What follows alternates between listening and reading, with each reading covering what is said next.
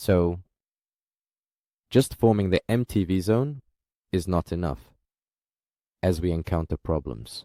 First, the price will not always react to this zone, and second, it will still be unclear. Stop loss. For this, I define criteria for myself to form a valid MTV zone. The price must remove a fractal or test the BBG on the higher TF. Why is this a key criterion? Let's break it down step by step with this example. The price is moving in an upward trend on the weekly HTF. We see that a FVG is forming for the price, upon testing which we expect an upward reaction. Since the FVG on the weekly HTF is a very strong zone and a primary indicator of imbalance from the buyer's side, we generally expect a reaction from it. The price tests this area, and we switch to the daily TF.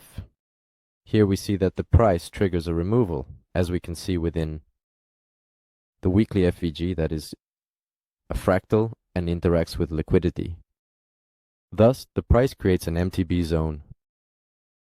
The price received a reaction from this trigger, and we see a sharp volume from the buyer.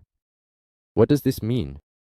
We determined on the higher TF that we have an area from which the price should get a reaction, namely the weekly FVG, after which the price enters this area and confirms our idea by showing that the dominance of sellers, which was present, has decreased. How did we determine this? The price created an MTB area, which indicates the current demand of buyers. Also, the price triggers and interacts with liquidity. Thus, we have an MTB zone created within the weekly FVG, where the lower boundary of this zone is the strong low.